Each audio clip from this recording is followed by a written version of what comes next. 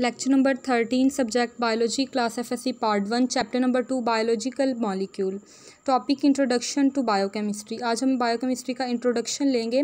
Different terminologies हैं, इसमें definitions हैं जिनको आज हम डिस्कस करेंगे। फर्स्ट ऑफ ऑल हम देखते हैं बायोकेमिस्ट्री किसे कहते हैं। डेफिनेशन है बायोकेमिस्ट्री बेसिकली हमारे पास एक बायोलॉजी की ब्रांच है जिसके अंदर हम स्टडी करते हैं केमिकल कंपोनेंट्स को एंड केमिकल रिएक्शंस को जो कि एक लिविंग ऑर्गेनिजम्स के अंदर टेक प्लेस होते हैं। Basically we can define Biochemistry is a branch of biology which deal with the study of chemical components and chemical reactions taking place in living organisms. Living organisms के अंदर जो reaction take place हो रहे होते हैं, chemical reactions उनकी study और chemical components की study जो कि living organisms के अंदर मौजूद होते हैं उसे हम biochemistry कहते हैं या biochemistry की branch के अंदर हम इनको study करते हैं। Significance क्या है हमारे पास, अहमियत क्या है, इसकी importance क्या है। A basic knowledge of biochemistry is helpful in understanding anatomy, internal structure and physiology function living organisms because all of the structure of living organisms have biochemical organization। अगर हम किसी भी ऑर्गेनिज्म की बायोकेमिस्ट्री यानी कि उस स्टडी करते हैं, बायोकेमिस्ट्री का नॉलेज रखते हैं, इट्स मीन कि हम अंडरस्टैंड कर सकते हैं उसकी एनाटॉमी को। एनाटॉमी हमें पता है कि इंटरनल स्ट्रक्चर होता है किसी भी लिविंग ऑर्गेनिज्म के, इंटरनल स्ट्रक्चर का हम पता कर सकते हैं। इसके अलावा फिजियोलॉजी उसके फंक्शंस को हम जो है डिस्क्राइब कर सकते हैं बिकॉज क्योंकि हमें पता है कि लिविंग ऑर्गेनिज्म का जो स्ट्रक्चर है वो बायोकेमिकल ऑर्गेनाइजेशन पे कंसिस्ट कर रहा है, उसके अंदर बायोकेमिकल कंपोनेंट्स हैं और जो रिएक्शंस हो रहे हैं वो भी केमिकल रिएक्शंस हो रहे हैं। और ऐसे रिएक्शंस जो कि एक लिविंग ऑर्गेनिजम्स के अंदर हो रहे होते हैं उन्हें हम बायोकेमिकल रिएक्शंस कहते हैं। तो अगर हम बायोकेमिस्ट्री के अंदर हम क्या करते हैं, जब स्टडी करते हैं बायोकेमिस्ट्री तो हमें हेल्पफुल होता है कि हम किसी भी ऑर्गेनिजम्स की एनाटॉमी, उसके इंटरनल स्ट्रक्चर को ईजिली देख सकते हैं, उसका फिजियोलॉजी, उसके फंक्शंस को स्टडी कर सकते हैं क्योंकि लिविंग ऑर्गेनिज्म की बॉडी जो है वो बायोकेमिकल ऑर्गेनाइजेशन पे कंसिस्ट कर रही होती है। नेक्स्ट अब हमारे पास एग्जांपल हैं बायोकेमिकल रिएक्शंस की कि कौन से ऐसे रिएक्शंस हैं जो कि लिविंग ऑर्गेनिजम्स के अंदर हो रहे हैं। Bio means living, chemical reactions ऐसे केमिकल रिएक्शंस जो कि लिविंग ऑर्गेनिजम्स की बॉडी के अंदर टेक प्लेस हो रहे हैं उन्हें हम बायोकेमिकल रिएक्शंस कहेंगे। नंबर 1 पे हमारे पास है photosynthesis. Photosynthesis is a process in which plants make their own food, और ये प्लांट्स के अंदर ही होगा इन the presence of chlorophyll and sunlight, और इसके अंदर जो प्लांट्स हैं वो अपनी फूड प्रिपेयर करते हैं। ये एक बायोकेमिकल रिएक्शन है जो कि प्लांट्स के अंदर टेक प्लेस होता है। इस तरह सेकंड पे हमारे पास है respiration. Respiration is a process in which CH bonds are broken to produce ATP और एनर्जी। रेस्पायरेशन के अंदर क्या होता है कि in the presence of oxygen CH bonds टूटते हैं और एनर्जी को रिलीज़ करते हैं, और लिविंग ऑर्गेनिजम्स के अंदर ये रिएक्शन टेक प्लेस होता है। डाइजेशन का प्रोसेस होता है। इसके अलावा मसल कॉन्ट्रैक्शन होती है, मूवमेंट जिसके थ्रू हम शो करते हैं एनिमल्स, ह्यूमन बींग्स वगैरह। तो ये हमारे पास क्या हैं, बायोकेमिकल रिएक्शंस की एग्जाम्पल्स हैं। All living organisms are made up of certain chemical compounds which are of two types। जितने भी living organism हैं वो दो तरह के chemical compound से बने हुए हैं। Number 1 is organic compound and number 2 is organic compound.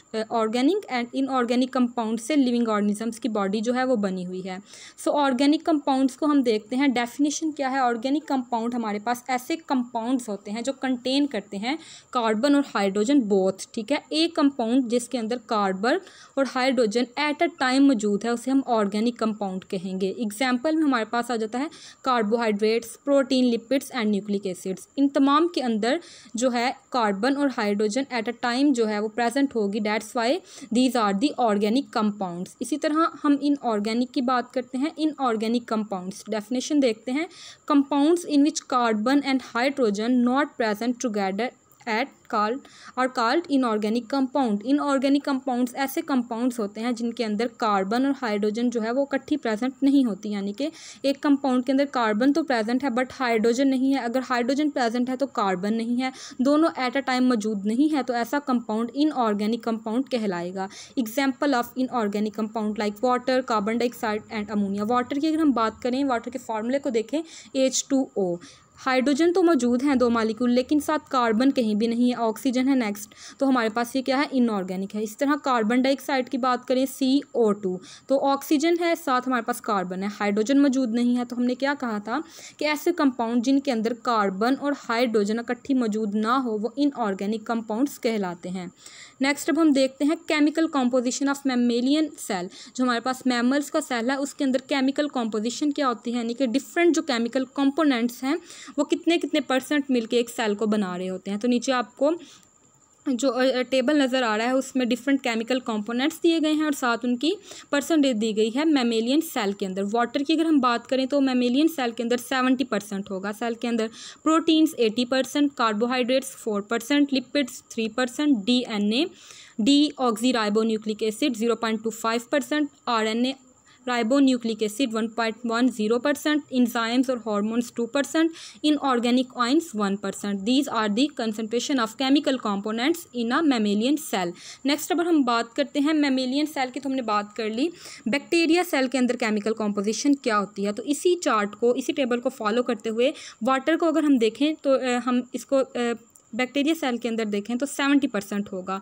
और अगर हम प्रोटीन्स की बात करें 15%, कार्बोहाइड्रेट्स 3%, लिपिड्स हमारे पास कितने % होंगे 2%, इस तरह DNA 1%, RNA 6%, इंजाइम और hormones 2%, inorganic ions 1% respectively according to above table.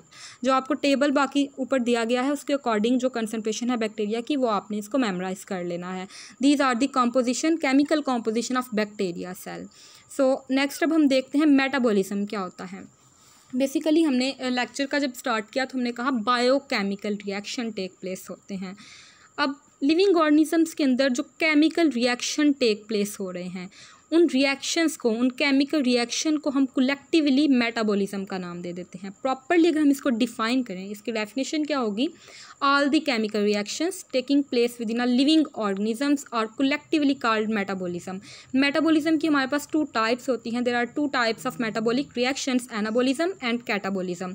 अब हम एनाबॉलिज्म और कैटाबॉलिज्म को स्टडी करते हैं। सबसे पहले हमारे पास है मेटाबॉलिज्म। मेटाबॉलिज्म को देखते हैं, देन हम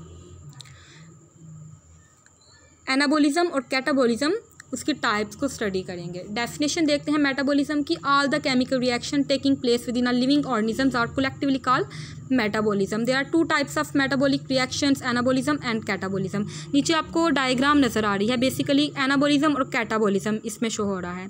तो फर्स्ट ऑफ ऑल हमारे पास कैटाबॉलिज्म का रिएक्शन है। एक लार्ज मॉलिक्यूल, ध्यान से इसको आपने समझना है, एक लार्ज मॉलिक्यूल जब स्मॉल मॉलिक्यूल्स में कन्वर्ट होता है, इस प्रोसेस को हम कैटाबॉलिज्म कहते हैं। और इस प्रोसेस में हमें एनर्जी जो है वो मिलती है, एनर्जी रिलीज होगी। ऑन द अदर हैंड जब हम एनाबॉलिज्म की बात करते हैं तो क्या होता है, स्मॉल मॉलिक्यूल्स मिलके एक लार्ज मॉलिक्यूल बना देते हैं, इसे हम एनाबॉलिज्म या एनाबॉलिज्म रिएक्शन का नेम देते हैं। तो हमारे पास इस रिएक्शन के अंदर जो है एनर्जी वो यूटिलाइज होती है, एब्जॉर्ब होती है, यूज़ होती है। जब स्मॉल मॉलिक्यूल्स मिलते हैं एक लार्ज मॉलिक्यूल बनाने के लिए तो वो एनर्जी को एब्जॉर्ब करते हैं। नेक्स्ट अब देखते हैं एनाबॉलिज्म क्या है। डेफिनेशन अगर हम इसकी करें, those reactions in which smaller substance are combined to form a complex substance are called anabolism और एनाबॉलिक रिएक्शंस। प्रीवियस डायग्राम में भी हमने इसको स्टडी किया कि जब हमारे पास स्मॉलर सब्सटेंस मिलके एक लार्ज कॉम्प्लेक्स सब्सटेंस बनाते हैं तो उसे हम एनाबॉलिज्म का नेम देते हैं या एनाबॉलिक रिएक्शन कहते हैं। Important point about anabolism, they need energy और अब्जॉर्ब एनर्जी, इनको एनर्जी की ज़रूरत होती है। Next example of anabolism, photosynthesis is the example of anabolism. अब नेक्स्ट हम बात करते हैं what is catabolism. Definition, those reaction in which complex molecules are broken down into simpler substance. ऐसे रिएक्शन जिनके अंदर जो हमारे पास लार्ज मॉलिक्यूल हैं वो सिंपलर सब्सटेंस के अंदर टूटते हैं, ब्रेक डाउन होता है उनका, उसे हम कैटाबॉलिज्म या कैटाबॉलिक रिएक्शंस का नेम देते हैं। Important point about catabolism, energy is released in this reaction. जब लार्ज मॉलिक्यूल टूटेगा तो वो एनर्जी को रिलीज करेगा। तो इस प्रोसेस के अंदर हमारे पास लार्ज मॉलिक्यूल, एक कॉम्प्लेक्स मॉलिक्यूल टूटता है, ब्रेक डाउन करता है स्मॉलर सब्सटेंस में, तो इस वजह से एनर्जी जो है वो रिलीज होगी। Example of catabolic reactions, digestion and respiration. जैसे हम रेस्पिरेशन की अगर बात करें तो उसमें CH बॉन्ड्स टूटते हैं और एनर्जी की प्रोडक्शन होती है, एनर्जी रिलीज होती है in the form of ATPs। सो ये हमारे पास एनाबॉलिज्म और कैटाबॉलिज्म की definition with example and with important point. Next अब हम देखते हैं समरी ऑफ द लेक्चर। आज के लेक्चर में हमने स्टडी क्या किया, बेसिकली हमने बायोकेमिस्ट्री का इंट्रो लिया, देन हमने बायोकेमिकल रिएक्शंस को देखा जिनमें हमारे पास मेटाबॉलिज्म जिन्हें हम कहते हैं, और मेटाबॉलिज्म की 2 टाइप्स होती हैं, एनाबॉलिज्म एंड कैटाबॉलिज्म। उनको हमने स्टडी किया, उनके अंदर डिफरेंट जो है एग्जाम्पल हमने कोट की और देखा कि किस प्रोसेस के अंदर एनर्जी यूज़ हो रही है और किसके अंदर रिलीज़ हो रही है।